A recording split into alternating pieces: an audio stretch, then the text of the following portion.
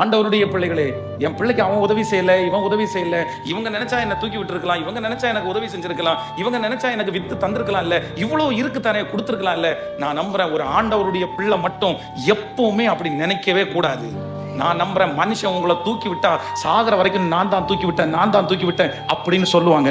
சிலரை உங்க சொந்தக்காரங்க, உங்களை சுத்தி இருக்கிறவங்க அவ்வளவு இருந்தும் உங்களுக்கு ஹெல்ப் பண்ணாம உங்களை தூக்கி விடாதது தீமை இல்லை, அது நன்மைன்னு நினைங்க. ஏன் அப்படின்னா, கர்த்தர் மட்டும்தான் உங்களை தூக்கி விடணும்னு நினைக்கிறாரு. ஆண்டவர் உங்களை தூக்கி விடணும்னு நினைக்கிறாரு. ஆண்டவர் உங்களை தூக்கி விட்டுட்டாருன்னு வச்சுங்களேன், ஆண்டவர் எங்கேயும் சொல்ல மாட்டாரு, நீங்க மட்டும்தான் சொல்லுவீங்க, கர்த்தர் என்ன தூக்கி விட்டாரு.